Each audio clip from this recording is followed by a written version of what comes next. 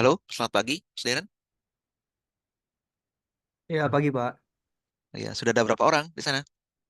Belum ada yang datang, Pak? Belum ada yang datang ya? Oke Ya. deh, kita tunggu aja deh. Sampai itu ya, 9.45 ya. Kalau nggak ada datang, ya udah kita buat besok aja. Oke, Pak, siap.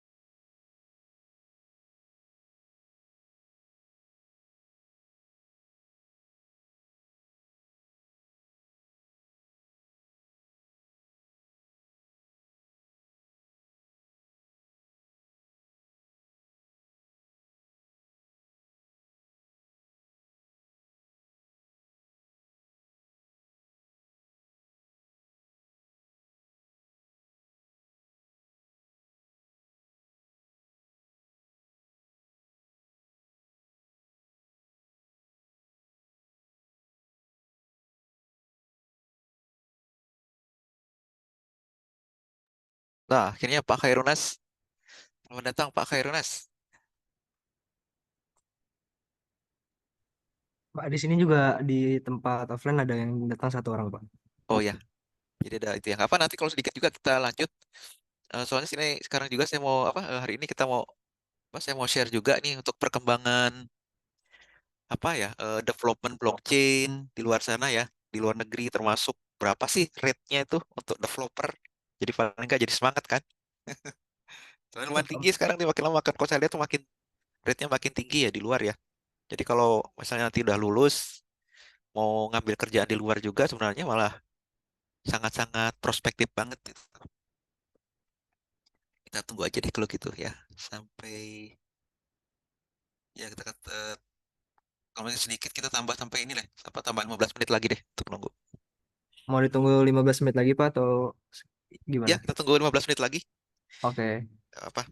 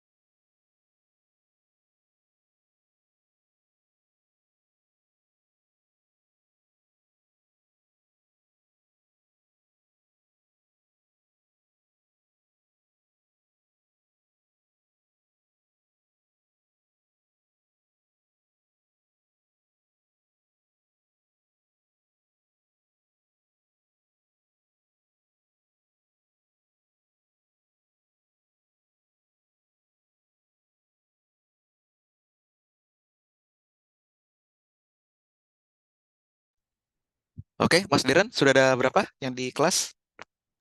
Masih belum nambah, Pak. Oh, masih belum nambah ya? Oke deh, kalau gitu sembari nunggu, ini saya akan coba share ya dikit ya.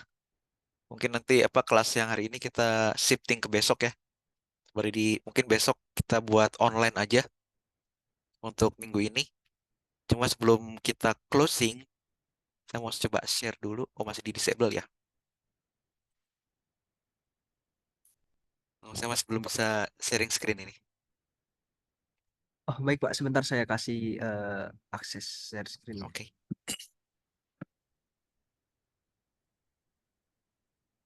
Jadi paling tidak untuk yang hari ini bisa ada carry over ya. Ibaratnya ada yang bisa dibawa pulang nih. Jadi ada informasi yang bisa dibawa pulang. Sekarang sudah bisa belum, Pak? Sekarang coba saya cek dulu. Nah, sekarang sudah bisa. Oke, ini yang akan saya coba share. Ini ada websitenya ya, namanya itu Web3 Career. Ini ini adalah sebuah portal untuk melihat kembangan apa namanya Web3 ya, termasuk blockchain, AI, dan yang sebangsanya ya, terutama untuk yang digital transformation secara global. Bahkan nanti kita bisa kecilkan skopnya di untuk Asia Tenggara seperti yang kita ingin tahu kan berapa sih rate-nya untuk seorang blockchain developer itu dan berapa sih rate-nya untuk seorang AI developer itu bisa dilihat di sini. Dan juga beberapa opportunity atau kesempatan misalnya yang masih kuliah ingin mencoba internship di sini juga ada program internship di sini. Mau ambil yang mana itu ada semua di sini. Dan ini nggak perlu khawatir ya, ini ada yang memang harus punya coding background ataupun yang tidak memiliki teknik apa ibaratnya non coding background juga ada di sini. Coba ambil contohnya di sini ya. Nah, ini. Dan ini diupdate itu setiap hari. Dan ini pekerjaannya tuh rata-rata semuanya di luar Indonesia ya dan bisa dilakukan secara remote. Yang bisa diperhatikan kalau untuk yang mencari remote itu diperhatikan nanti di sini ada tulisannya remote seperti itu. Kita cari di sini. Kemudian untuk yang menarik lagi adalah soal salary ya. Nah, ini adalah kita lihat untuk yang seorang developer salary berapa sih sekarang gajinya. Itu bisa kita lihat di sini. Kita lihat di sini untuk yang machine learning engineer itu kan rate-nya mulai dari rata-rata 130.000 sampai 265.000. Ini maksudnya adalah average untuk setahun ya. Jadi kalau kita melihat mengetahui per bulannya tinggal dibagi aja nih. 180 dibagi 12. Seperti itu. Kemudian untuk yang blockchain itu kita coba di sini. Nah, ini blockchain developer itu 147 sampai 265. Nah, ini bisa dilihat di sini. Kemudian untuk trendingnya itu kita lihat sini kan naik turun ya. Tapi rata-rata sekarang itu sudah ada di hampir di titik ini ya. Jadi ibaratnya kemungkinan besar nggak akan berubah terlalu banyak. Jadi kalau misalnya nanti ada negosiasi gaji untuk yang di luar negeri ya, itu bisa diambil dari sini. Nah, kemudian untuk perkembangan apa proyeknya sendiri, ini kita bisa lihat nih. Jadi apakah kita akan ambil di luar itu gimana tingkat kompetisinya gitu kan? Nah, kita bisa lihat di sini nih. Nah, kita lihat ya, ini kan tahun 2022 itu nge-peak gitu ya. Ibaratnya banyak sekali pekerjaan. Dan kemudian sekarang itu terjadi trending seperti penurunan ya kan. Terutama di Agustus ini bisa dikatakan proyeknya itu yang ada di global itu cuma ada berapa nih yang berjalan itu cuma ada 79. Artinya nggak banyak. Nah, sebenarnya kalau kita sebagai developer, kalau misalnya tidak banyak apa namanya pekerjaan di luar, itu adalah time untuk melakukan upgrade. Jadi beratnya sekarang kalau misalnya kita kemarin kita udah ada experience untuk namanya development di platform Ethereum ya menggunakan Solidity. Makanya sekarang adalah kesempatan untuk mengambil apa namanya training-training untuk yang ekosistem yang lain. Bisa Solana, bisa Cardano, atau juga yang mungkin agak-agak makin sulit yaitu adalah Hedera ya. Hedera itu konsepnya dia menggunakan Hashgraph. Mungkin nanti akan saya berikan juga topik ini ya untuk Hashgraph ini. Jadi untuk sebagai pertimbangan apakah nanti akan melanjutkan apa namanya developer di platform lain atau tidak. Seperti itu. Kemudian juga kita lihat di sini itu mengenai kompetitor kita nih. Kan kita pengen tahu dong, ibaratnya kita mau apply itu ya, kira-kira lawan kita ada berapa orang nih gitu kan. Nah, di sini juga bisa kita lihat nih. Jadi setiap apanya aplikasi yang kita apa namanya kalau misalnya kita apply ya untuk pekerjaan itu, maka lawan kita tuh ada berapa. Nah, di sini kan kita lihat nih, pada tahun 2023 itu ibarat bisa dikatakan banyak sekali orang-orang yang apply di Web3 aplikan ini. Jadi sebenarnya satu orang itu akan bersaing dengan berapa nih? Dengan 416. Dan yang terendah itu kita lihat di sini adalah pada tahun 2024. Jadi sebenarnya kalau kita apply itu lawan kita cuma ada 74.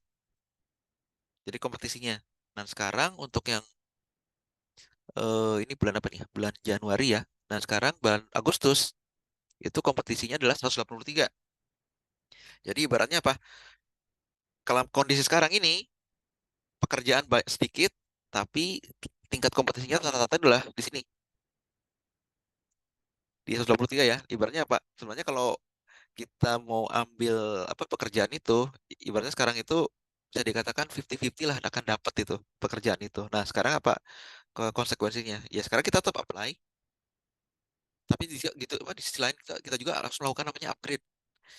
Jadi ibaratnya nanti pada waktu pas ini apa nih kondisinya sudah kembali normal, ini ya untuk yang jobnya ini normal, maka kita akan lebih kemungkinan untuk di hire itu kan lebih tinggi seperti itu.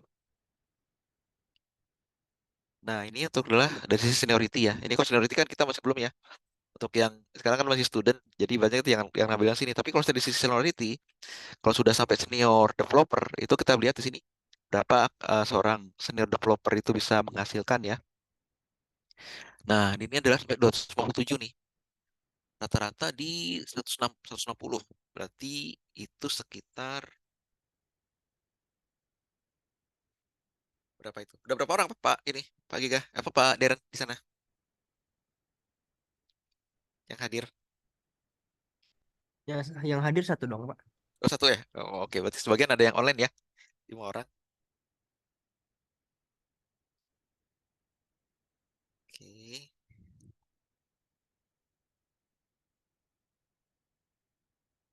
Oke, jadi ibaratnya per bulan itu rata-rata itu seorang senior developer itu bisa mengantongi sekitar 13.000 lah, 13.000 US dollar per bulan itu yang bisa dikantongin. Itu kalau udah jadi senior ya. Kalau untuk CTO itu ya rata-rata ini ya. Kalau CTO itu kan dia itu adalah yang managing ya, managing dari sebuah entity yang bertanggung jawab terhadap sebuah aplikasi di blockchain ecosystem seperti itu. Jadi itu sebenarnya kenapa kok gajinya nggak terlalu besar, tapi sekali besar itu adalah di ini kalau sudah sampai level senior banget ya, itu di 310 itu lebih tinggi dari seorang developer. Kalau senior developer itu rata-rata di berapa nih? Di 80 ya.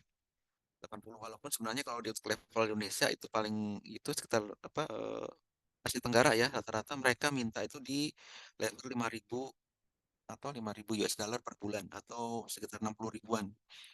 Terutama untuk daerah-daerah di ini ya, seperti di Malaysia atau di ini ya, kalau yang di Singapura rata-rata mereka lebih ini lebih apa namanya lebih open. Jadi rata-rata kalau di Singapura itu sekitar 80-an ini yang diambil. Nah, ini kita bisa lihat ini kan yang Asia ya, ini yang tadi saya bilang kan yang di Asia. Menurut yang remote, remote rata-rata kenapa kok tinggi? Karena kalau remote ini rata-rata tinggi karena kerjaannya itu rata-rata tidak berdasarkan eh, berdasarkan gaji bulanan, tapi berdasarkan apa gaji per project. Itu sebenarnya kenapa kok dia seperti selalu seperti tinggi? Karena dia adalah ibaratnya seasoning ya. Jadi ibaratnya tidak rutin per bulan seperti itu. Nah, ini adalah berdasarkan berbagai country-nya, kita bisa lihat di sini. Jadi kalau nanti apa melakukan mau coba nembak kerjaan gitu ya, ibaratnya kita jadi lebih terfokus kan. Jadi kira-kira berapa sih rate-nya? Ini tadi saya bilang ya di Malaysia ini kan. Di Malaysia itu, nah ini kan tadi bilang tadi kan sekitar 50.000 ya. 50.000. Ya sekitar itulah sekitar 5.000 US dollar kan berarti kan per bulannya kan. Kalau 5.000 kan berarti sekitar per bulan 60.000 ya. Nah ini kalau di Malaysia kita lihat di sini sekitar 5.000 kurang lah. Ya 4 ribuan, 4.000 plus Tuh. Kemudian untuk yang di mana nih di Vietnam nih yang lebih tinggi. Kenapa kok di Vietnam lebih tinggi? Karena dia pekerjaannya juga sekarang lebih banyak ya. Tapi rata-rata sekitar itu lah, sekitar 5 ribuan plus. Ini kan tetap aja kan di Vietnam kan sekitar 5 ribu plus. Dan yang tertinggi adalah kita kalau kita mengambil pekerjaan itu di US. Di US tuh sampai 150 ribu itu. Jadi nanti bisa dilihat di websitenya. Jadi kalau misalnya nanti kita mau lihat di aplikasi itu mau nembak-nembak kemana, kita jadi tahu tuh.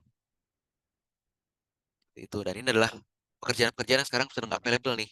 Nah ini kan ada ini, ada remote ini kan. Kalau tinggal apply aja.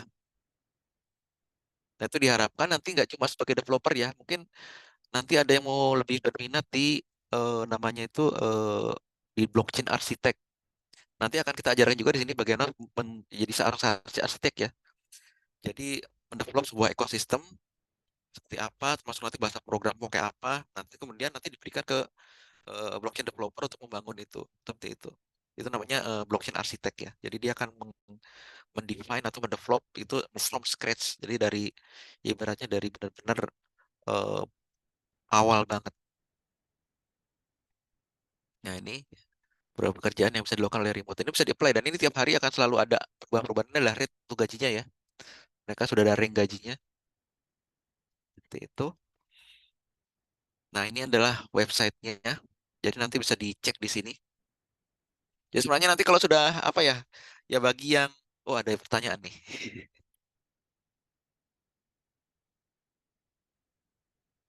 Oh iya, ini Pak Afif. Nanti kalau setelah dari sini, kalau saya lihat ya, kalau misalnya apa kehadirannya nggak cuma hadir ya, aktif dan juga mengikutin, itu sebenarnya nanti kalau misalnya sudah kerja kantor, itu sebenarnya bisa ngambil sambilan gitu di luar tuh. Dan itu ibaratnya lebih worth apa ya, mungkin lebih besar daripada gaji di kantor gitu kan. Ya kalau misalnya sendiri kan, tadi kan sudah saya tunjukkan ya seperti ini. Dan juga bisa memilih gitu loh. Misalnya nanti saya nggak yakin nih kalau bisa langsung apa namanya karena kurang pengalaman gitu kan. Oh nggak apa-apa. Ini ada program internship di sini. Jadi program internship itu masih di guide ya. Jadi nggak perlu khawatir. Nanti ada kalau ini kan ada entry entry developer ya, entry developer job. Itu nanti masih ada seniornya nanti dia akan menggait. Misalnya kita, oh saya cuma bisa program aja, coding aja, tapi saya nggak tahu mau harus ngapain. Oh nggak apa-apa, nggak perlu khawatir. Nanti kalau udah masih internship, itu nanti ada yang menggait itu nanti. Jadi cuma oke, tolong dibuat programnya ini. Ini adalah apa namanya functional software requestnya seperti ini. Tolong dibuat dalam bentuk Python kah atau dalam bentuk nanti Haskell atau nanti kalau misalnya di Cardano nanti ada pakai apa namanya pakai Plutus atau apa. Nanti setelah selesai diprogram, itu sama mereka nggak langsung di-apply, langsung dipasukkan di platform, nggak. Tapi akan dilakukan ada tim pengetesnya sendiri. Dan mungkin tim pengetesnya juga, atau security namanya UAT tesnya itu adalah orang yang lain lagi gitu loh. Seorang internship juga. Seperti itu. Karena apa? Saya juga di project saya juga yang di sekarang saya bangun, yang insya Allah nanti akhir bulan ini akan launch, itu saya juga ibaratnya pekerjakan beberapa internship juga. Jadi mereka namanya coding kalau saya sebutnya itu coding buta gitu loh. Jadi apa yang saya suruh tinggal saya kasih flowchartnya aja mereka langsung kerjakan gitu kan. Itu udah cepet tuh biasanya kalau yang sudah apa internship tapi kalau sudah punya basic program coding ya itu kan cepet banget tuh yang ngerjakannya.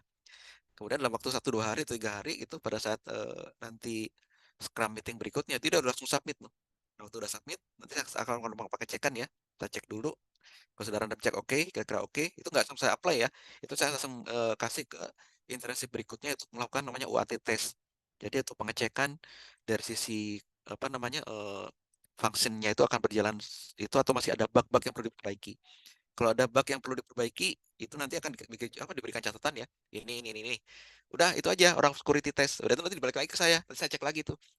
Oh ini ada penemuan ini. Udah saya kembalikan lagi ke namanya bukan ke tim yang tadi, yang tim yang apa membikin baru tentang apa membikin dari awal itu bukan. Saya akan berikan lagi ke namanya tim itu untuk tim refining namanya sebutnya. Nah mereka lah yang akan melakukan namanya perbaikan-perbaikan itu. Jadi sebenarnya nggak perlu khawatir ya. Kalau kita cuma bisa di coding aja kan, nggak atau ibaratnya cuma bisa melakukan pengecekan aja, ya itu nanti akan yang di apply itu cukup spesifik itu aja di internshipnya. Dan itu nggak perlu khawatir kan ada namanya asisten seperti itu. Itu bagi yang masih belum ini ya belum confident gitu kan. Termasuk yang non tech juga, yang non teknologi, ya ibaratnya yang non coding juga nggak perlu khawatir. Di sini juga ada juga yang yang ibaratnya ini kan, nah ini seperti ini. Intern untuk people service ini kan ya. Termasuk ini kan people untuk apa crypto business development intern ini kan nih. Ini sangat menarik nih. Sebenarnya dari Indonesia kan bisa nih coba nih sebutnya Sydney remote ini kan coba dia dapat berapa nih? Skornya apa sih requirementnya? Nah ini requirementnya kan. Jadi kontak potensial. Nanti biasanya kalau intern itu nggak usah khawatir kita nyari apa ke potensial klien. Mereka yang akan kasih tuh. Kemudian ini planning marketing gitu kan, researching ini rata-rata nanti listnya tuh sudah dikasih oleh mereka itu. Kemudian attracting new customer ini bagi yang ibaratnya sudah punya background di apa sosial media ya, bikin-bikin apa namanya udah punya misalnya di Instagram atau di TikTok punya apa namanya audiensnya udah puluhan ribu, itu bisa nih daftar nih, ini lumayan gitu loh. Dan itu tahu nggak berapa rate-nya tuh segitu kita antara 41 sampai 77. Oke, berarti kalau beruntung ya bisa dapatnya sekitar $5.000 per bulan ini. Atau ini ada untuk South Africa kejauhan lah, ke South Africa. Atau di Mumbai, di London. Nah ini nih. Nah ini kayaknya Indonesia nih. Nah siapa nih yang mau ngambil? Nah ini jangan-jangan nih ada nanti ada salah satu dari yang di kelas ini ngambil lagi nih. Gimana Pak Afif tertarik nggak nih? Nah ini kan ada nih untuk hiring crypto SaaS product manager intern. Intern ya ibaratnya intern itu ibaratnya ya masih magang gitu loh. Ini kan apa sih requirement-nya gitu kan kita lihat nih di sini. Tuh, ini kan leading technical engineering team, ini kan. Kemudian, kalau ini dia harus ada sedikit itulah apa namanya technical background di React, Node.js sama JavaScript atau dan lain-lain. Ini sebenarnya dia tidak berikan spesifiknya ya seperti apa. Kemudian gather, validate the requirement. Ini sebenarnya untuk menggather ya spesifik requirement-nya itu apa aja sih. Kemudian ini daily Scrum meeting. Nanti ini akan di lead. Sebenarnya nanti yang lead Scrum meeting ini itu adalah namanya Scrum Master. Nah, Scrum Master inilah yang akan merunning. Tapi nanti kalau siapa namanya itu si product manager ini itu ada namanya itu namanya sebutnya product manager itu adalah sebenarnya pemimpin timnya ya. Jadi ibaratnya yang kalau misalnya nanti di apa namanya ini di ini ya di crypto SaaS ini itu dia misalnya men-launch namanya produk apa gitu kan ya. Maka produk itu akan di-lead sama namanya apa oleh apa yang disebut dengan product manager. Seperti itu. Kemudian ini adalah apa outlining detail produk strategi. Nah, ini sebenarnya adalah untuk eh, mendefine. Jadi untuk meluncur produk strategi itu seperti apa? Termasuk nanti meningkatkan namanya user experience itu seperti apa? Kemudian managing team itu di on-site sama di offshore. Ini maksudnya on-site itu adalah di Indonesia. Ini ya, untuknya di Indonesia. Sementara untuk yang di offshore ini adalah kalau saya lihat di sini, ini kemungkinan besar mereka itu ada tim yang ada di luar negeri seperti itu. Jadi itu adalah managing. Jadi manage aja nih. Kemudian untuk produknya, produk roadmap sama rilisnya. Ini sebenarnya untuk manage ya bagaimana roadmapnya mulai dari membuat sampai merilis MVP ya, minimum viable product atau POC sampai nanti launch. Kemudian sampai nanti misalnya ada upgrade lagi itu akan di ini dia si manajer ini lah kan untuk memanage ya. Kemudian selling point-nya juga understanding product selling point sebenarnya nanti ini akan ada di white paper ya, di white paper dari si SaaS ini, si company ini dan mereka sebenarnya akan share di situ. Jadi si manajer ini ibaratnya begitu Mbak selesai membaca apa namanya white paper itu nanti bisa melakukan apa, strategi bagaimana melakukan selling point seperti itu. Kemudian yang lain-lainnya ya seperti working itu dengan PR sama marketing team itu adalah ibaratnya ya bagi yang sudah punya background di marketing atau di itu akan lebih sangat-sangat membantu di sini kan. Kemudian acting itu sebagai product evangelist sama representing company in public event ini sebenarnya pada saat nanti ada event-event atau apa itu dia akan mewakili perusahaan untuk ini untuk apa namanya untuk sebagai ini apa namanya produk ini ya sebagai product manager. Dan di sini berapa gaji yang ditawarkan sama mereka? Harusnya ada di sini nih. Ini baru 1 hari yang lalu loh. Ibaratnya kalau sekarang mau apply itu masih ada kesempatan tuh. Sebelum pesaingnya makin banyak. Nah, ini rata-rata nih ya. Ini per terendah itu ada di 100.000, paling tinggi ada di 270.000. Dan dia itu menawarkan berapa tadi ya? Terus dia ada di ininya, di ringnya tadi. Ntar kita lihat ringnya di yang Indonesia. Nah, dia dari 22.000 sampai 31.000. Oke, ambillah yang apa di rate tengah ya. Ambil aja di berapa itu Indonesia tadi? Ambil aja di 24 deh. Jadi rata-rata per bulan itu bisa dapat 2.000 dolar atau paling saya ambil yang terendah. Yang terendah itu kan 22 tuh. Ambil terendah itu jadi per bulan itu bisa mendapatkan sekitar 1.800 dolar. Atau kalau 1.800 dolar itu berarti kalau dirupiahkan berapa sekarang tuh? 1.800 dolar dengan rate untuk yang sekarang itu sekitar bisa mendapatkan sekitar hampir ya 27 juta. 27 juta rupiah ya. Masuk itu masuk kantong tuh untuk pekerjaan ini untuk yang di Indonesia. Emang untuk Indonesia masih kecil ya. Kalau tapi kalau misalnya lebih tertarik yang di luar bisa juga kan apa ibaratnya pendapatannya kan lebih besar gitu. Tapi untuk yang ini kan masih internship ya, ibaratnya masih belum apa namanya belum yang senior ya. Kalau senior itu kan lebih dari ini gitu loh. Setahu saya di Indonesia juga akan lebih dari ini. Seperti itu. Oke, bagaimana? Menarik kan dari sisi ini kan? Dan juga nanti misalnya ada ini kan kita ingin melihat sih apa sih top 3-nya sekarang ini kan ya. Untuk yang high paid sama ini bisa bisa lihat juga di sini. Sama untuk Web3 company itu yang paling yang apa yang apa yang ini yang misalnya kita lihat yang top growing-nya untuk Agustus 2024. Nah, ini kan ada beberapa nih sekarang nih. Mungkin sekarang perusahaan saya juga masih belum buka di sini ya. Mungkin nanti akan kita ada juga nanti kita akan buka lowongan mungkin dalam ya sekitar 2-3 bulan ke depan. Tapi ini yang paling besar yang saat ini yang paling besar. Jadi di sini akan terrecord ya. Ini kan untuk Falcon ya. Ini dia ibaratnya growth-nya tuh hampir 1.100% ini. Jadi ibaratnya dia banyak kerjaan nih di sini nih. Jadi kalau mau apply bisa di ini. Tapi jangan itu ya. Ibarat sebelum melakukan apply gitu ibaratnya lakukan riset juga bagaimana untuk liquidity-nya ya dari perusahaan itu. Jangan sampai nanti begitu masuk misalnya gajinya apa telat-telat kayak gitu kan. Setahu saya itu sekarang itu yang banyak sering apa melakukan advertisement apa itu ya untuk lowongan kerja itu adalah Ava Labs, kemudian Stellar, kemudian ini sama OKX nih. Ini.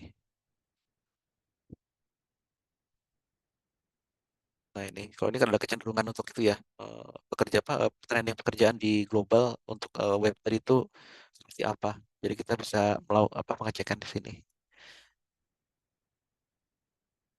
Oh, belum confident. Oke, nggak apa-apa. Mungkin ini kan kalau sudah lulus gitu kan, udah nanti lulus dari program ini dan nanti mungkin ikut serta dalam apa dalam satu nanti terserah nanti apakah mau apply di karena kita ada 2 project nanti ya di sini ya setelah kelas ini selesai nanti bisa ini ibaratnya kita nggak pakai lamaran tuh bisa langsung masuk cuma tinggal agree aja mau pilih yang mana mau project yang Andamio yang ibaratnya dengan global ya Gimbal Labs global atau yang project yang satu lagi nih yang ibaratnya yang Gimbal Lab Indonesia dengan UGM. Nah mau yang aman yang mana sama-sama kok nggak perlu khawatir soal semua semuanya digaji juga semua dapat namanya dapat ini apa namanya gaji ya dan gajinya juga nggak kayak kemarin ya ibaratnya nggak sesuai dengan apa namanya gaji ala apa namanya yang kuis yang 10 ada nggak seperti itu konsepnya. Jadi ibaratnya gajinya adalah gaji seperti kalian bekerja, seperti itu. Oke, nah itu adalah hal yang sebenarnya mau saya sampaikan di hari ini. Kemudian untuk yang kelas ya, untuk yang kelas, sebentar. Ini saya stop share-nya.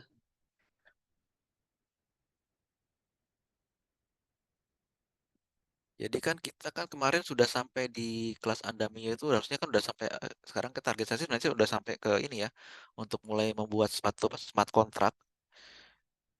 Cuma karena kita kemarin keputus hampir 1 bulan, makanya Jadi lebih baik kita ulang aja lagi dari awal karena takutnya seller itu lupa di tengah jalan, nanti lupa apa konfigurasinya lupa lagi. Nah, ini adalah yang kita kemarin selesaikan ya. Kita kan sudah sampai ini nih, yang apa modul 100 kita udah selesai ini kan ya. Sampai apa browser ke ini kan ke pre-production.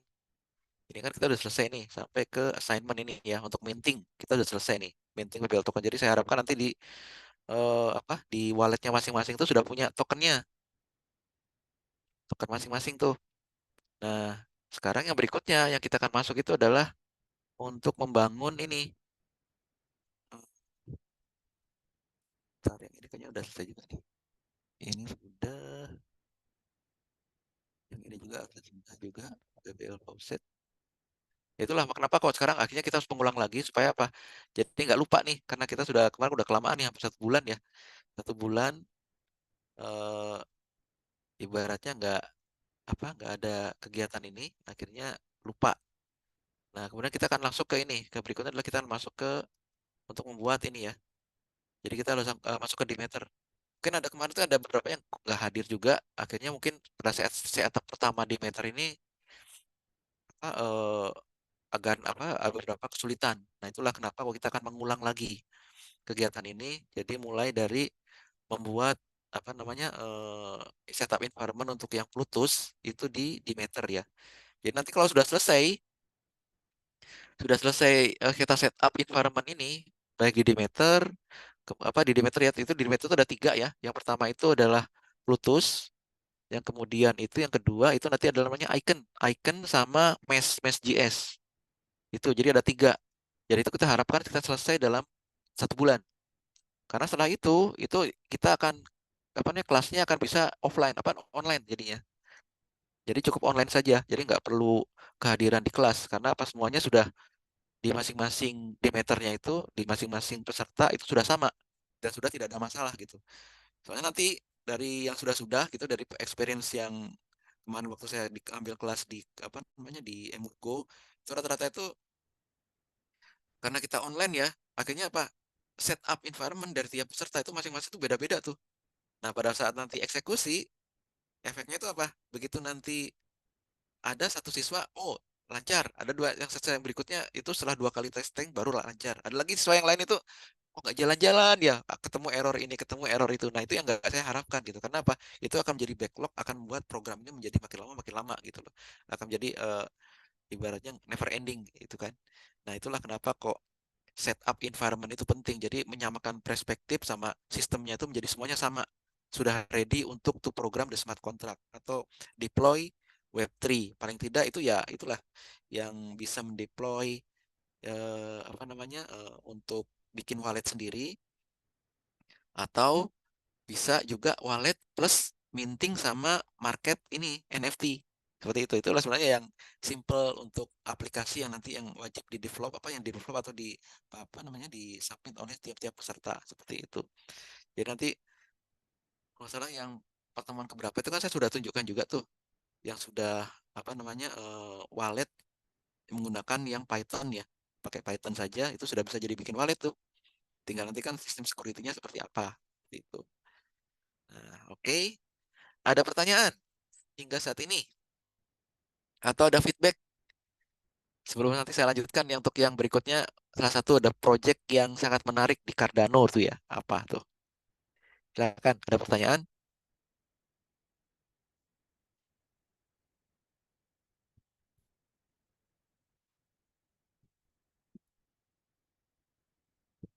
Oke, sembari menunggu kalau ada pertanyaan nanti nggak usah khawatir ya. Soalnya nggak usah takut-takut kalau ada pertanyaan. Ini adalah sebuah project yang cukup menarik yang ada di Cardano dan juga dia sudah launch juga di platform Ethereum. Jadi nanti kalau bagi yang eh, apa ibaratnya eh, mau mereka soalnya mereka juga membuka staking. Jadi bagi yang mau staking juga silakan. Nah ini dulu namanya Book.io, cuma sekarang dia berubah menjadi namanya itu Staff ya, Staff.io. Jadi di sini dia adalah platform untuk menjual apa jual beli buku dan juga untuk menjual video-video konten yang nanti akan apa beratnya setiap pembeli itu akan meminta minting itu kan kita akan mendapatkan namanya itulah apa nilai penjualan plus royalti ya. Royalti itu begini konsepnya. Jadi kalau misalnya nanti ada eh, si A ini ya, misalnya Mas Darren nih beli frog ini ya. Nah, kan di itu di walletnya kan ada tuh nanti itu. Nanti misalnya was saya udah gak suka nih, saya pengen jual ke yang lain. Oke, nah pada saat dia menjual ke apa namanya ke entitas yang lain, nah itu nanti ada royalti tuh sekian persen dari penjualan itu akan diberikan kepada si pembuat seperti itu. Dan di sisi lain juga di platform ini itu ada namanya read for reward. Jadi supaya lebih jelas, nah, ini ada tokennya. Nah ini kita lihat my account. Nah ini adalah yang di token apa di wallet saya ya. Jadi di wallet saya ini saya sudah punya ini ada beberapa buku nih. Ada ini ada untuk yang three step by step ini metrik untuk blockchain layer one blockchain. Kemudian ada lagi ini buku ini ya ini terkenal nih. Jadi ini kalau Cardano for the Masses ini adalah kayak buku panduannya Cardano. Ini semuanya soal Cardano itu ada di sini nih di buku ini. Nanti bisa dicek ya di platform ini. Ini nggak dijual ya, nggak dijual di platform yang lain ya. Dia kalau misalnya dijual di platform lain mungkin ada di Amazon, cuma harganya lumayan juga tuh, pakai dolar. Dan kalau pakai kripto ini kan kita beli buku. Kalau di Cardano kan, kalau kriptonya kan nggak harus beli gitu loh. Misalnya kita ikut apa nge-review atau melakukan apa namanya voting itu kita nanti dapat reward tuh paling nggak dapat $50 apa ya bukan 50 50 ada gitu kan. Nah kalau kita dapat tuh gratis kan kripto, nah itu kita bisa buat beli nih. Saya juga beli buku ini nggak dari uang saya ya, ini dari uang kripto yang dapat dapat dari ini nih, dari nge-review paper atau melakukan voting dari situ saya dapatnya. Saya nggak beli apa Cardano-nya saya nggak beli sama sekali. Nah, ya itulah pokoknya dari sebagian yang saya dapat itu saya belikan untuk beli buku untuk namanya upgrade ini ya. Nah, sekarang bagaimana sih dalamnya gitu bacanya? Ini kan kita lihatnya dari desktop ya atau dari laptop.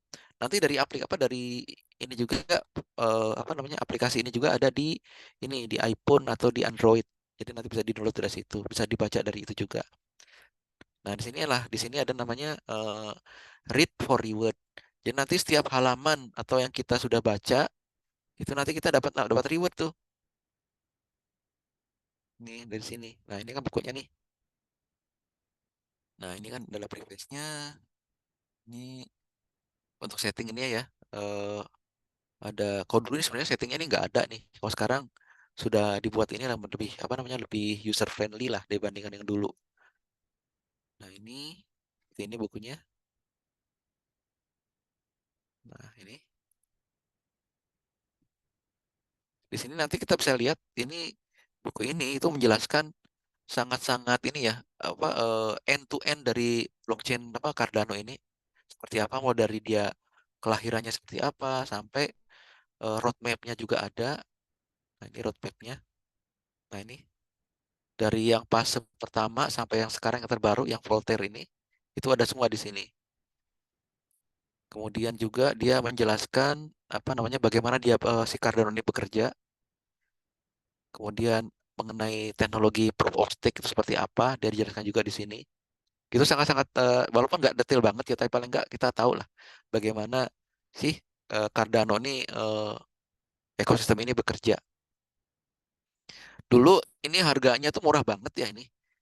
Saya dulu berapa ya sekitar di bawah 20 ada deh saya beli dulu itu. Saya kan dulu pertama kali dapat tuh kan 50 ada tuh dari ini ya dari apa voting. Nah, saya pikir-pikir 50 ada buat apa nih?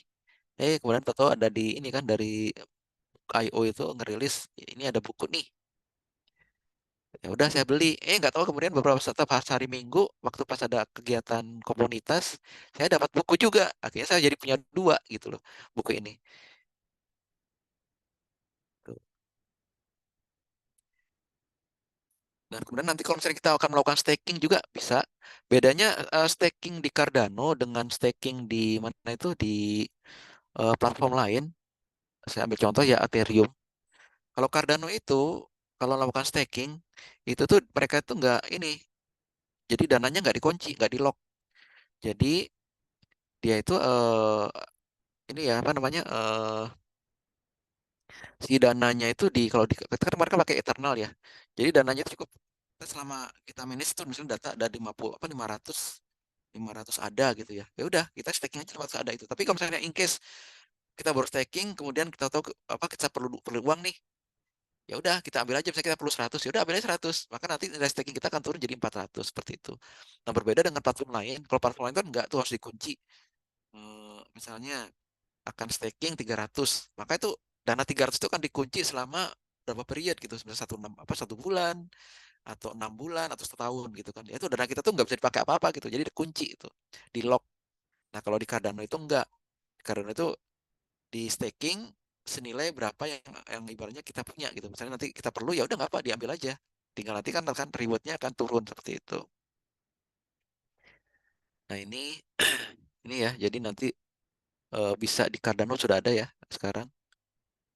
Jadi kita lihat sini kenapa kok si staff ini dia pertama kali launching udah langsung di Cardano ya. Sementara untuk yang di platform lain masih belum. Ini coming soon ya. Seperti itu. Nah ini adalah white paper yang saya ceritakan tadi. Ntar ya, kayaknya ini akan sharingnya akan berubah. Ini dia. Nah white papernya itu bisa dilihat nanti di ini. Di Medium ya. Sudah ada tuh untuk yang staff IO. Jadi namanya dulu sebelum jadi staff IO ini adalah Book IO. Nah kenapa kok dia berubah jadi staff? Jadi intinya begini. Kan kelemahan dari Cardano itu dia namanya launch untuk ICO-nya atau yang utility token-nya itu. Utility token itu sebenarnya hampir sama dengan STO ya, atau security token. Jadi security token itu ada 4 macam tuh. Salah satunya adalah utility token. Nah, kelemahan dari yang Cardano ini adalah dia di IRC apa namanya IRC 721 dan juga IRC 20. IRC 20 itu adalah untuk NFT, sementara untuk yang 721 itu dulu untuk ya, NFT tapi dia punya apa namanya kayak semacam fitur-fitur yang ibaratnya bisa ditawarkan atau dengan kata lain utility token. Sebenarnya kalau untuk real case, kalau untuk yang lebih aman, kalau untuk utility token itu rata-rata yang dipakai itu kalau nggak ERC 1400 ya paling nggak 1155 gitu loh. Cuma kan kalau untuk model di Cardano ini dia kan modelnya kan adalah wrap ya. Jadi wrap and unwrap. Jadi ibaratnya dia itu adalah menggunakan sistem namanya native token. Itu sebabnya dia adopt-nya adalah menggunakan ERC 20 sama ERC 721. Nah, sekarang kelemahannya apa? Jadi nanti beberapa setelah melakukan namanya migrasi atau ibaratnya upgrade sistem, nah itu nanti pada suatu titik tertentu itu harus token-token yang lama itu harus di-recall lagi, dipanggil atau kemudian di-burn dan diubah menjadi namanya token baru seperti itu. Tapi kalau untuk yang sudah adopt yang lebih tinggi, ERC-nya itu nggak perlu lagi dipanggil seperti itu. Jadi tetap aja namanya sama, cuma nanti ada utilitas yang lain yang ditambahkan seperti itu. Itu adalah kelemahan dari ERC 20 atau 721. Nah, konsepnya sudah berbeda seperti itu. Jadi nah ini di sini juga ada yang disebutkan ya kenapa tuh eh, mengenai current di apa digital ini ya untuk ownership yang dia ini. Di sini sudah ada semua, termasuk nanti bridgingnya seperti apa. Di sini ada semua di sini. Seperti itu. Oke, ada lagi yang apa? Ada yang bertanya? Belum ada? Sudah berapa orang nih, Pak Deren di sana, Mas Deren di kelas? Sih belum udah paling ada tambahan Mas Radit. Oh ya, oke. Nggak apa. Jadi hari ini kita kan kelas baru lah. Ibaratnya sekarang kita itu dulu deh, intermezzo setelah kemarin habis liburan panjang ini kan ya. Jadi kita nggak ada kelas dulu sekarang hari ini. Besok baru saya akan masuk ke ini, ke kelas ini ya, ke kelas setup environment-nya. Jadi hari ini saya cuma mau nunjukin ini aja. Jadi eh, ibaratnya nanti besok apa ibaratnya nggak udah mulai fresh lagi kan, udah siap untuk ibaratnya untuk apa namanya kembali lagi melakukan setup environment. Dan juga saya akan coba tunjukkan ya proyek yang sekarang sedang saya kerjakan. Itu adalah ini.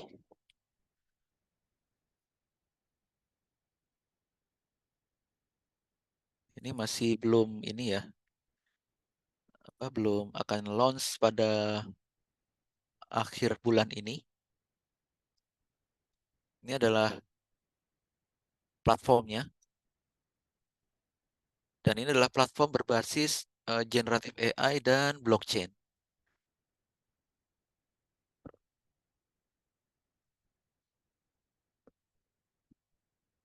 Jadi ini udah kita mulai development itu dari 2 tahun yang lalu ya. Jadi dari 2022 dengan beberapa kali apa namanya revisi segala macam, akhirnya alhamdulillah kita bisa selesaikan dan siap untuk launch. Jadi bagaimana sistem ini bekerja? Sistem ini sebenarnya bekerjanya sangat simple saja. Atau ntar ya, saya ada ininya nggak ya? Ntar kita coba share white papernya.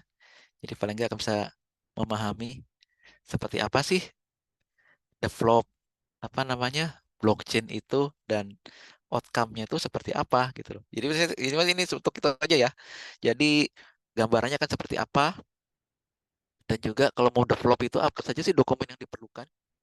Jadi nanti kalau misalnya sudah punya apa itu namanya ide untuk mendevelop sesuatu, jadi kalian bisa siapkan dokumen-dokumen yang diperlukan.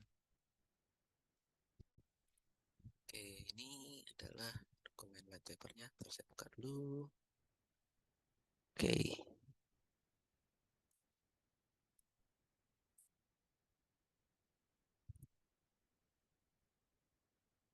nah udah bisa dilihat ya. Bagaimana bisa dilihat ini? Itu yang di sana, yang di Mas Darren bisa itu ya, bisa ini bisa dilihat ya. Bisa Pak, ada di ini kayak kayak PPT ya Pak? Betul, PPT. Ya, Nah, ini nih. Nah, ini. Jadi platform ini itu pada pada prinsipnya itu kan backgroundnya itu seperti ini. Jadi di Dubai itu kan kita banyak sekali tuh ya agen-agen properti, terutama sekarang kan pemerintah kan sudah bikin beberapa pulau baru lagi di mana properti-properti baru itu sudah mulai banyak. Nah, sekarang jadi masalah itu adalah bagaimana mereka melakukan menjual gitu kan. Nah, dengan platform-platform yang sekarang ada, itu adalah mereka menjual terus menggunakan namanya SEO, SEO ya. Mungkin nanti akan saya jelaskan juga nanti pada sesi di digital marketing untuk platform.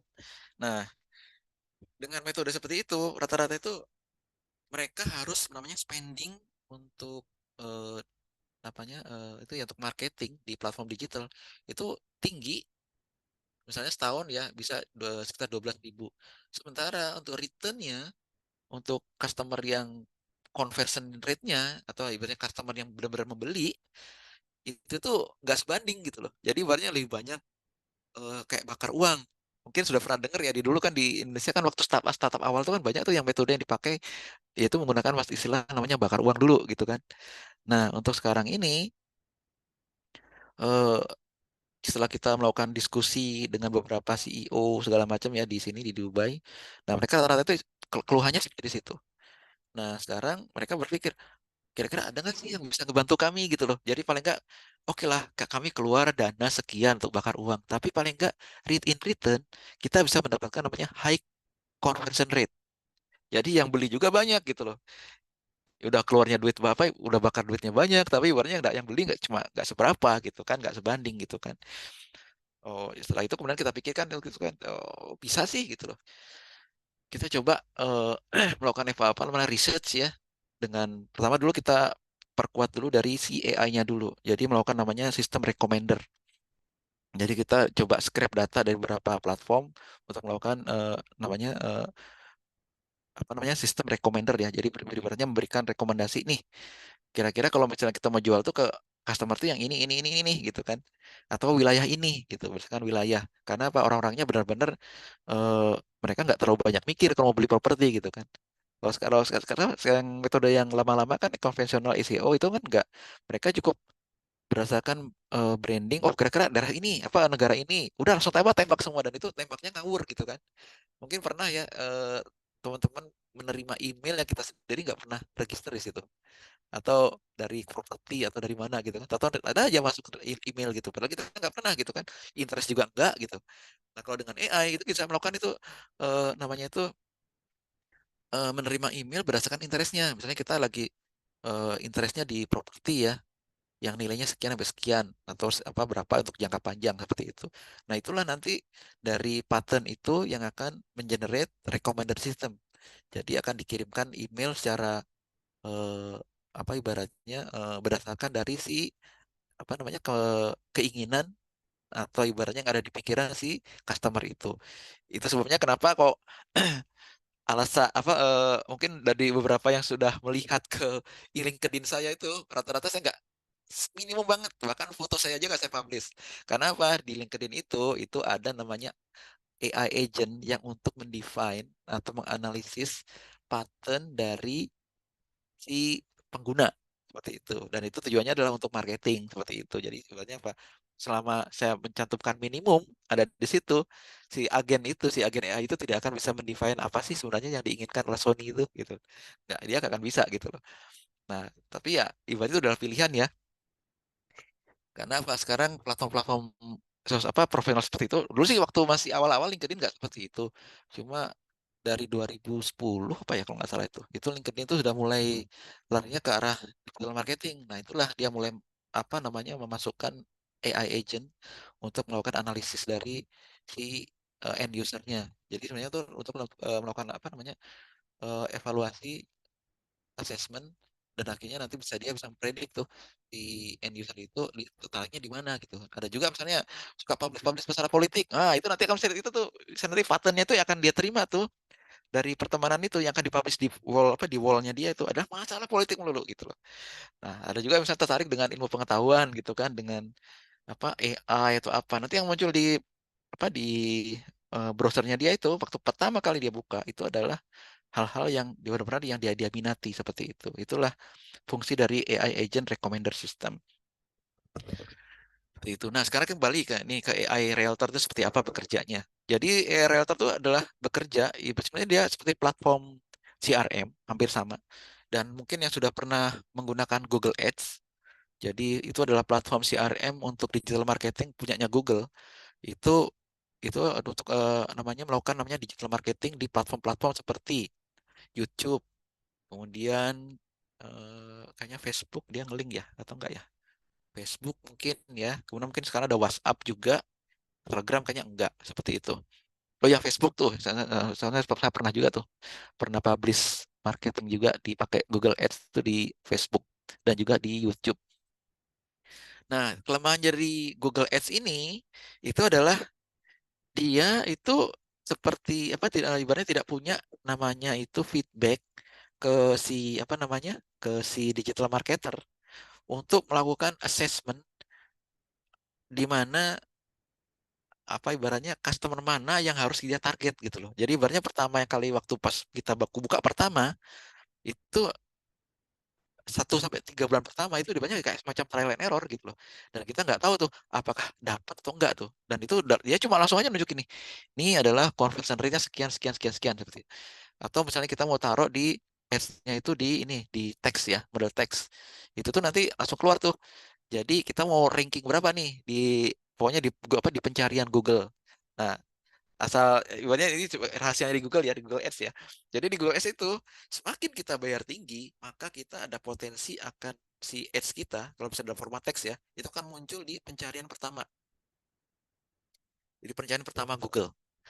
Atau kita bisa lihat di sini ya. Ntar ya, mungkin bisa nggak dia di sini? Ntar kita cari eh, properti, misalnya Jogja.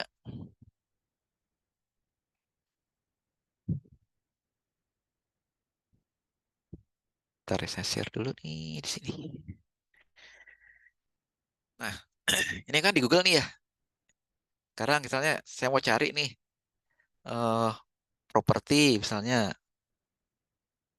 kita pengen cari misalnya atau nggak usah properti deh, kos-kosan aja, kos murah. Jogja gitu kan. Nah, ini atau bulanan ini kan ada nih. Nah, kita cari nih. Nah, ini kan langsung keluar nih. Yang pertama nih. Nah, ini itu adalah metodologi salah satunya adalah menggunakan ICO.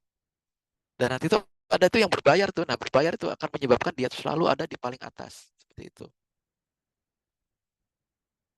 Nah, itu kenapa kok ada namanya di kalau di digital marketing itu ada namanya software untuk mereview bagaimana cara membuat sebuah namanya itu text ads ya, yang membuat si apa namanya promosi kita itu selalu ada di paling atas. Seperti itu. Nah, ini kan. Nah, itu ada tuh yang ditandain sama dia tuh, tipenya dari Google Ads seperti itu. Tadi ya di sini kurang lebih seperti itu. Oke, nah kita kembali ke ini mana tadi? Eh, tadi kok nggak itu ya? Oh, di sini. Ya. Ya. Nah, ini ya ke realtor ini. Jadi ini adalah alt control realtor ini adalah berfungsi. Jadi itu menggathering semua pain point yang ada dari seorang digital marketer di bidang properti. Jadi nanti itu dia bisa melakukan target marketing itu bisa langsung tuh langsung muncul di dashboard itu. Oke, nanti dia masukkan ya misalnya seperti dia tuh ini. Nanti langsung dia langsung si AI itu langsung mengenerate menggunakan Gen AI itu ya.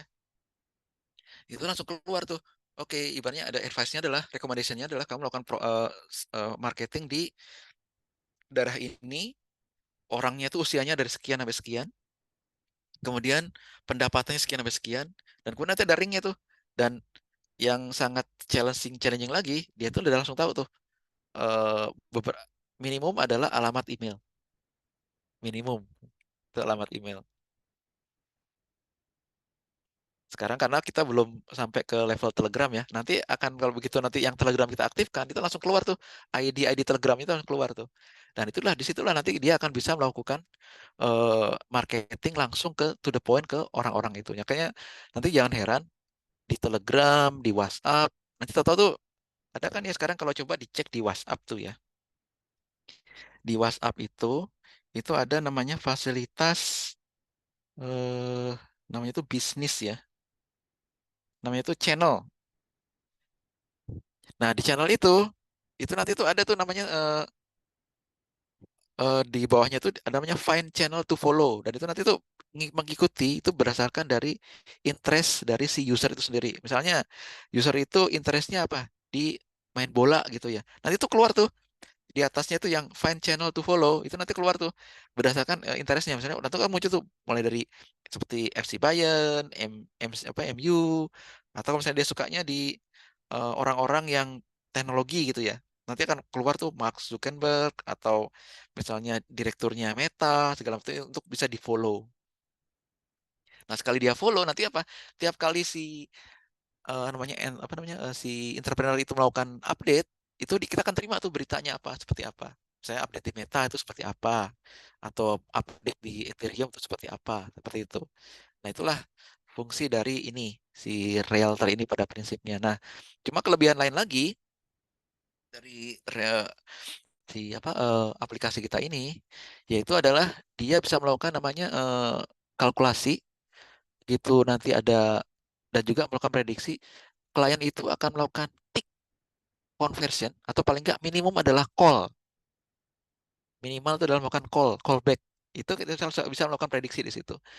Sampai akhirnya waktu dia melakukan callback, nah itu kan terregister dan juga kita bisa memprediksi kapan dia kira-kira akan melakukan pembelian. Seperti itu. Dengan berapa persen dia akan melakukan pembelian. Atau itulah kenapa kok dengan platform ini itu bisa meningkatkan namanya conversion rate. Dan itulah kenapa kok kita alhamdulillah sampai detik ini ya kita semakin apa dari kawasan itu sudah semakin banyak investor yang berusaha ingin eh, ibaratnya turut serta dalam membangun platform kita menjadi lebih baik lagi seperti itu. Mungkin nanti saya waktu ke Indonesia, kita nanti ada pameran-pameran, mungkin saya juga kita juga akan coba daftar ya register. Jadi ibaratnya kita akan coba launch juga di Indonesia. Jadi paling nggak bisa membantu teman-teman apa properti agen di Indonesia. Jadi akan mereka lakukan lebih apa namanya lebih eh, itulah namanya meningkatkan conversion rate. Soalnya kalau conversion rate-nya tinggi kan lumayan tuh. Kalau apa namanya agen properti ya, dia kan apa namanya pendapatannya kan akan dari berdasarkan dari ini kan, dari persentase penjualan kan, seperti itu. Dan juga platform kita ini menjembatani bagi orang-orang yang berminat sebagai agen properti untuk mendaftar atau register di platform kita. Dan juga kalau misalnya perusahaan dan juga bisa juga di situ. Kalau perusahaan udah pasti bisa register, tapi biasanya ada yang ibaratnya eh, kan ada tuh ya kalau di apa namanya di daerah-daerah itu kayak semacam apa ya broker gitu kali ya, broker atau apa gitu. Jadi dia punya temen mau ngejual tanah gitu kan, tapi dia ibaratnya harus lewat apa properti gitu. Sebenarnya enggak. Kalau dengan platform ini, misalnya nanti ada Mas Afif nih, tetangganya mau jual rumah gitu kan. Gimana gitu. Ya udah lewat Mas Afif aja. Mas Afif itu nanti yang moto-moto segala macam memberikan ini nanti langsung publish di sini. Apa pakai platform ini dia akan langsung menembak ke platform-platform digital marketing. Terserah mau pakai nanti nembaknya ke mana tuh? Ke Facebook kah atau mau nembak ke YouTube atau mau nembak langsung ke rumah 123 atau mau lewat WhatsApp itu terserah. Nanti begitu nanti ada yang beli segala macam itu nanti apa ibaratnya bisa langsung ke apa namanya persentasenya segala macam nanti Mas Afif itu langsung bisa mendapatkan dari platform ini seperti itu. Dan juga platform ini itu adalah apa penetik versi yang versi 2 itu sudah sudah ada fasilitas namanya tokenisasi dan juga adalah mortgage. Jadi ibaratnya nanti kalau ada kredit kepemilikan rumah segala macam juga kita layani juga di sini. Cuma itu udah masuk ke versi 2 ya. Seperti itu. Nah, ini adalah eh, ibaratnya market ya, market statistik yang sudah kita melakukan evaluasi ya. Kita melakukan riset. Jadi kita lakukan riset itu di North Amerika, di Eropa, itu Asia Pasifik, kemudian di Latin Amerika, dan di Middle East, dan termasuk Afrika. Asia Pasifik ini meliputi termasuk salah satunya adalah Indonesia juga, walaupun nggak banyak ya. Karena kebanyakan yang kita evaluasi kemarin itu di Malaysia, di Singapura, di Thailand, dan beberapa negara lainnya. Dan adalah produk overview-nya seperti ini. Dan juga kita melakukan evaluasi juga terhadap ini adalah fitur-fiturnya ya, fitur-fitur yang akan ada di ini, di apa yang launch nanti pada bulan ini, yang akhir bulan ini, termasuk di Instagram nih ya, di WhatsApp. Di WhatsApp kita melakukan tes, Facebook sudah, Instagram juga sudah. Jadi ini yang sudah ready. Yang berikutnya adalah nanti Telegram ya. Telegram sedang kita kerjakan. Nah, kemudian dalam bisnis model yang kita pakai. Jadi di white paper itu kita jelaskan ya termasuk bisnis modelnya seperti apa. Jadi ibaratnya nanti si end user baik dari sisi pembeli atau penjual atau dari sisi pengguna, pengguna aplikasi atau dari sisi investor dia maka tahu nih saya mau ngambil yang apa sih gitu loh. Mau berperan serta di ekosistem ini mau yang mana gitu. Ada pilihannya. Nah, ini adalah bisnis modelnya seperti ini. Jadi nanti ada yang pakai yang basic. Rata-rata yang ngambil basic ini rata-rata yang ini yang soul agent ya. Hebatnya yang ibaratnya apa namanya itu yang agen-agen yang mandiri. Sementara kalau yang untuk yang premium itu rata-rata yang sudah punya grup ya. Seperti itu. Dan ini adalah untuk yang model corporate. Nah, corporate ini yang model bisnis ini adalah misalnya eh, Mas Darren nih punya apa namanya apa agen apa properti perusahaan ya perusahaan agen properti itu misalnya punya member misalnya berapa orang gitu kan. Jadi nggak perlu ngambil yang ini, ngambilnya cukup yang ini aja gitu. Jadi ibaratnya cukup yang apa misalnya peserta apa ibaratnya karyawan cuma 5 orang ya udah cukup lima lima aja jangan ambil yang besar gitu itu karena kenapa kok kita ngambilnya divide-nya 5 ini berdasarkan riset kita ya jadi untuk mendapatkan optimum conversion rate itu adalah di minimum di lima agensi karena kalau di bawah itu rata-rata kalau misalnya dapat conversion rate yang tinggi itu ibaratnya tidak bisa dalam mendapatkan namanya BIP ya break even value. Nah ini kemudian adalah kanvasnya ya seperti apa termasuk pada saat launch seperti apa, kemudian apa sih yang akan kita lakukan, target marketnya seperti apa itu kita jelaskan di sini. Kemudian ini adalah competitive analysis. Nah, ini yang penting nih. Kan kalau mau bikin sesuatu itu kan kita harus tahu dong kompetitor kita itu siapa gitu loh. Kalau saya ada kalau nggak ada ya berarti udahlah ibaratnya kayak lawan ini kan saya lawan satu kota kosong gitu kan. Kalau ini kan nggak sedapat mungkin kalau kita bikin bisnis review kita harus punya paling nggak minimum itu adalah satu kompetitor itu. Nah, kebetulan secara global ini untuk alt control realtor ini itu kita cuma ada ini aja dua kompetitor seluruh dunia. Jadi ini lokal OS ini sama Elite AI ini adalah dari US. Dan rata mereka sudah berjalan sekitar kalau ini Elite sekitar sudah berjalan sekitar 5 tahun ya 5 tahun berjalan. Kalau ini kalau nggak salah sekitar 3 tahun apa ya lupa lagi itu. Nah, ini adalah kita melakukan riset juga betul kita seperti apa dan kita sudah jelaskan ya di sini. Dan kemudian inilah kita melakukan namanya SWOT analysis. Ini adalah secara highlight aja untuk detailnya kita ada lagi di light paper ya. Itu detail banget di situ. Nah, ini adalah strength-nya kita di mana, itu kita sebutkan, dan kemudian dari si kompetitor seperti apa, kita melakukan juga di sini. Nah, kemudian si milestone-nya, dari tahun 2002 sampai sekarang, itu seperti apa yang kita lakukan. Jadi, mulai dari product development proses, progressing ini kan ya, product development, itu sudah kita dari 2002, kemudian termasuk dengan partnership, nah, kemudian adalah customer acquisition. Nah, inilah kita sekarang sudah mulai masuk ke namanya customer acquisition. Kita sudah mendapatkan, alhamdulillah kita 75 ya, 75 customer hingga saat ini. Mulai dari region sampai dari US sampai di Eropa kita sudah bisa mendapatkan. Dan ini adalah milestone-nya. Jadi kita sudah sekarang sudah di sini. Statusnya sudah ada di sini sekarang.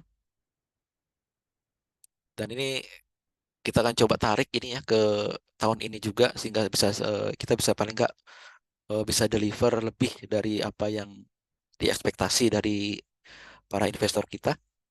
Dan ini adalah eh, timnya, tim kita saat ini. Itu ada CEO sama CMO, kemudian dari product head-nya, dan kemudian ada CTO, CTO-nya kebetulan saya sendiri, dan juga dari ini ada technical lead, seperti ini timnya. Dan itu coba kita jelaskan juga di sini.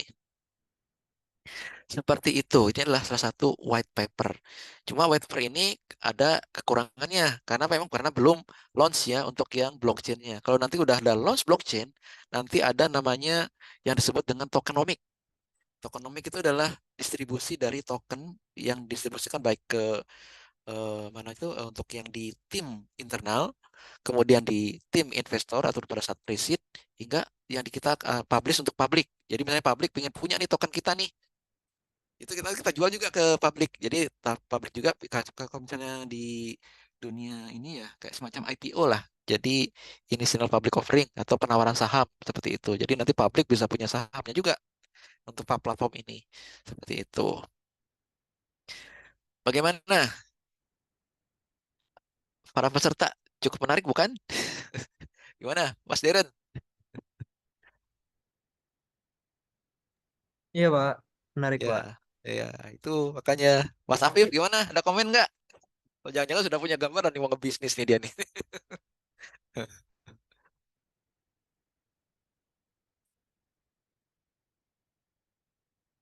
Apa nih komennya Mas Afif nih? Oh, menarik. Oh iya. Oke. Kemudian dari Mas Radit nih. Tadi diem aja nih Mas Radit nih. Any comment from you, from your side regarding what is the blockchain, is the project, and what need to be done, something like that. So you can speak up. It's one of the interesting integration for maybe optimization or maybe improvement in the current networking field, sir. Oke, that's great. Ya, itu juga nanti kita akan coba. Ini adalah itu salah satu case showcase aja ya, bagaimana AI itu bisa kok bisa ya, bisa untuk apa can assess the people and then you can ibaratnya memberikan suatu recommendation hingga akhirnya bisa meningkatkan penjualan seperti itu.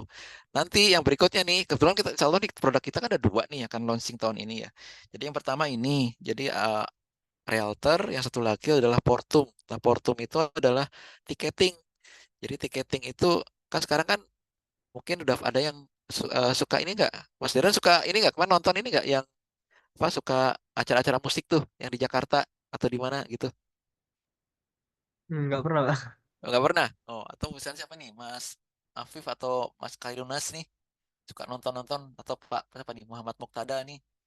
Misalnya ada acara, misalnya tuh di Jogja deh, misalnya ada acara apa sendra tari atau seni atau misalnya di UGM misalnya mau pingin mengadakan sebuah exhibition apa event besar seperti apa misalnya.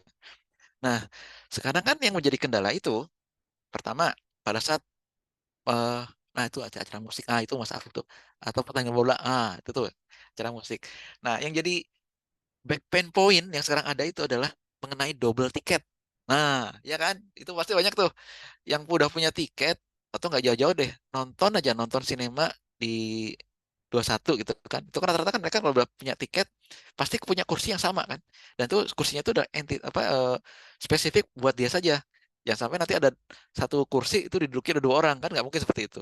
Tapi untuk yang event-event besar itu potensi seperti itu adalah sangat-sangat mungkin terjadi dan itu sudah pernah terjadi beberapa kali termasuk yang saya dengar kemarin dari beberapa event organizer teman saya ya di Jakarta tuh itu ada tuh yang padahal mereka sudah coba cegah tuh kejadian itu tapi tetap ada aja ada apa ada aja tuh ya yang satu kursi tahu-tahu tuh jadi dua dua tiket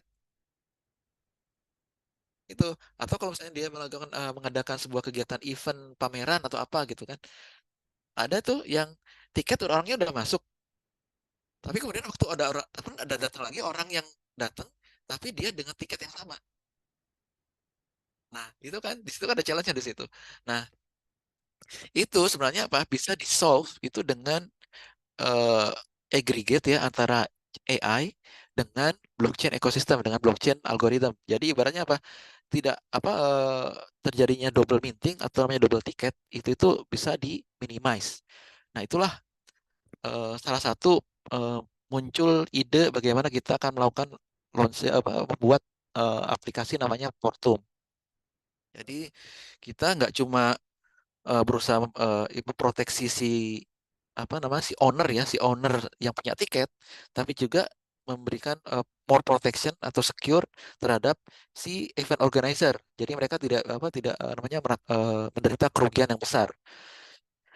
Seperti kemarin contohnya adalah kegiatan event yang besar yang di Dubai itu ya, itu dari kita coba tanyakan ke si penyelenggara, itu mereka bisa ibaratnya menderita kerugian yang sangat besar gitu ya.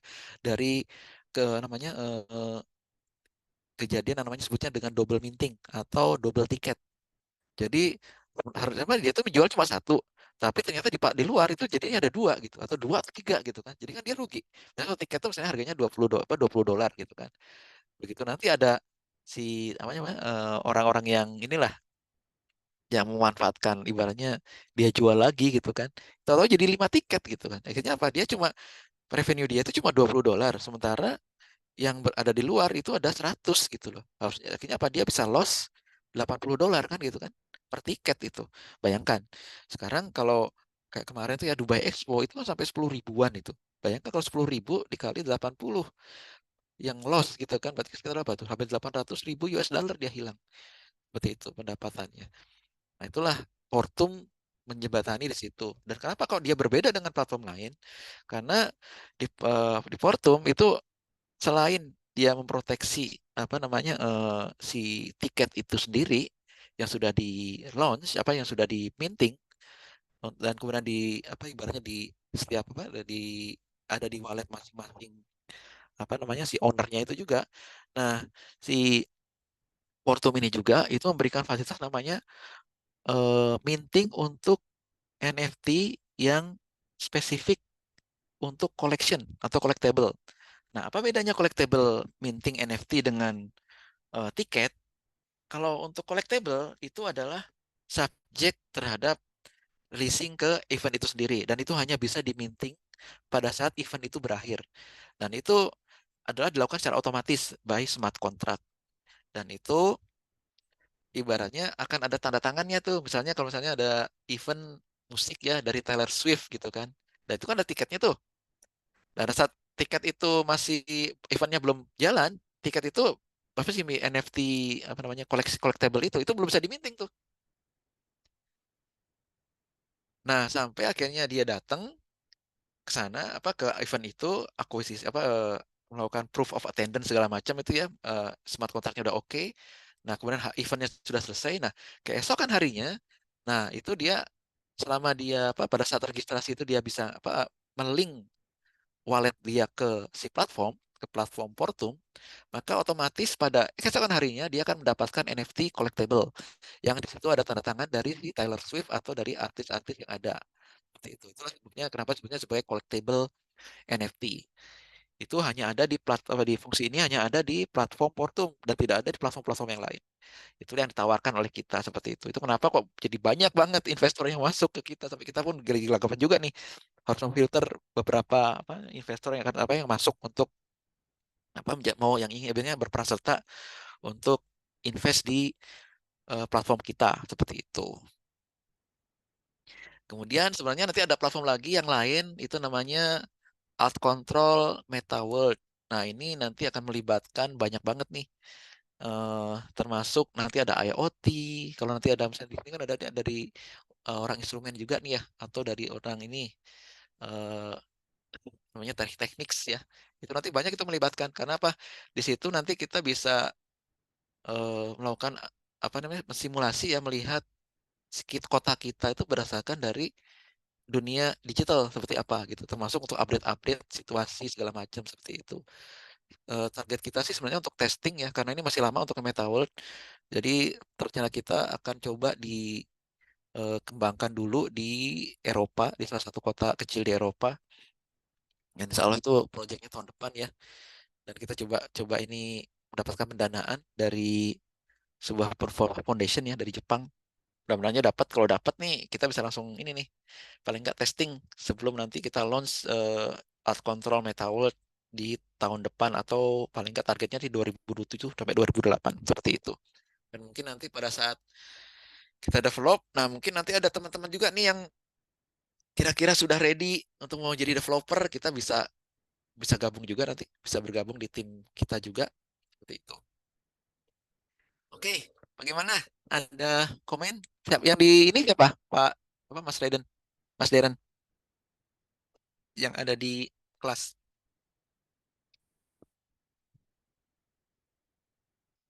Oh, Mas kayaknya Mas. Afif, Mas Afif, Mas, Pak.